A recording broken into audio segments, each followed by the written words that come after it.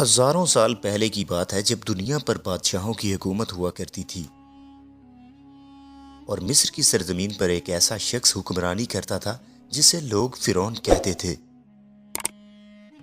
فرعون بچپن ہی سے ہر نعمت میں پلا بڑھا، جیسا کہ سونے کا چولہا، چاندی کے برتن، خادموں کی لمبی قطاریں، خوشبوؤں سے بھرا ہوا محل، یوں سے ہر آسائش دنیا کی میسر ہوتی تھی۔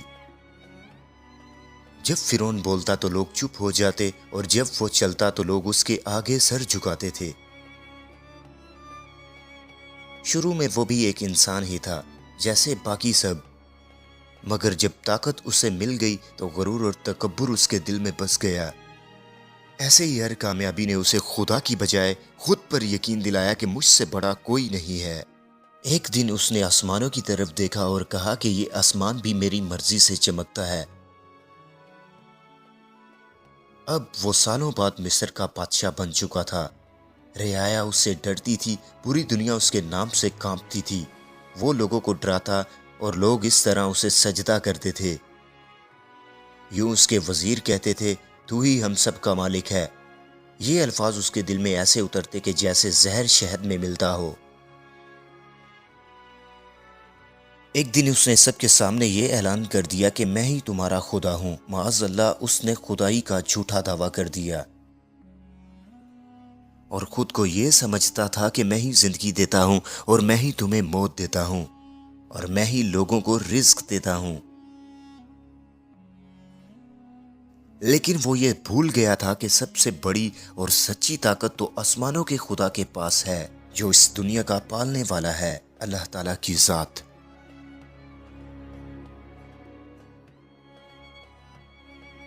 یوں کچھ سالوں بعد اس سرزمین نے اللہ کے حکم سے ایک بچہ پیدا کیا جس کا نام تھا موسیٰ، اور جسے فرعون ہی کے گھر میں پرورش ملی۔ لیکن وہ کسی اور مقصد کے لیے آیا تھا، اللہ کا سچا پیغمبر تھا، اور اسے اللہ کی طرف سے یہ حکم ملا کہ فرعون کے سامنے جا اور حق کی بات سنا دے۔ تو کچھ اس طرح حضرت موسیٰ علیہ السلام نے فرعون کو اللہ کے دین کی دعوت دی اور کہا کہ ایک رب ہے جس نے تجھے اور مجھے پیدا کیا ہے اور وہ سب کا مالک ہے، اور تم اپنے ظلم سے باز آ جاؤ۔ فرعون موسیٰ کی سب باتیں سن کر ہنسنے لگا اور یہ کہا، اب ایک غلاموں میں سے ایک غلام مجھے سکھائے گا جبکہ میں ہی خدا ہوں۔ پھر اللہ نے حضرت موسیٰ کو نشانیاں دی، لاٹھی صاف بن جاتی تھی اور ہاتھ روشنی سے چمک اٹھتا تھا، اور کئی معجزات فرعون کے سامنے پیش کیے گئے، لیکن فرعون اپنی اکڑ پر کھڑا رہا۔ یوں مصر میں قحط آیا اور مینڈکوں کا عذاب آیا۔ یوں آسمانوں سے خون بھی برسا اور پانی گندا ہو گیا، مگر فرعون کا دل پتھر سے بھی سخت ہو چکا تھا، وہ باز نہ آیا۔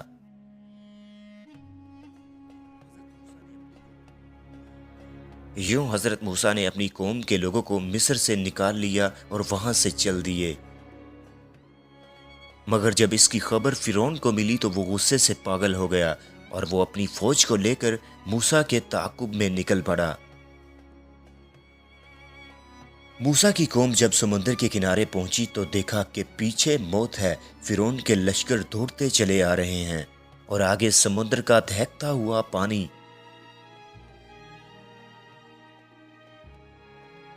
یوں موسیٰ کی قوم فرعونیوں کے بڑے لشکروں کو دیکھ کر گھبرا گئی کہ اے موسیٰ، آج ہم پکڑے گئے، آج ہم مارے گئے، نہیں بچ پائیں گے۔ لیکن موسیٰ نے کہا کہ گھبراؤ نہیں، ہمارا رب ہمارے ساتھ ہے، وہ ہمیں راستہ دکھائے گا۔ پھر اللہ کا حکم آیا، اے موسیٰ، اپنی لاٹھی پانی پر مارو۔ یوں موسیٰ نے اپنی لاٹھی سمندر کے دہکتے ہوئے پانی کے اندر ماری، اور دیکھتے ہی دیکھتے سمندر دو حصوں میں پھٹ گیا اور سمندر کے تل سے راستہ بن گیا۔ یوں بنی اسرائیل کے لوگ وہاں سے گزر گئے۔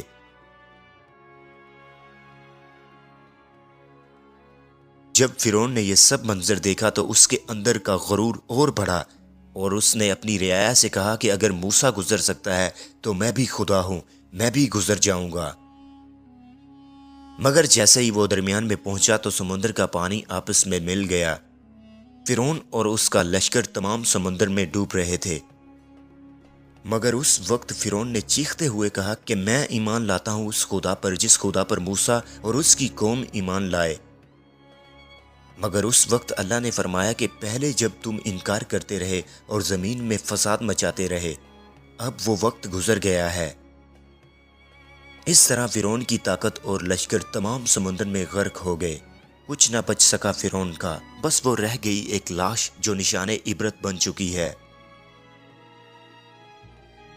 یوں اللہ تعالیٰ کی طرف سے آواز آئی کہ آج ہم صرف تیرے جسم کو بچا لیں گے جو آنے والی دنیا کے لوگوں کے لیے نشان عبرت بنی رہے گی۔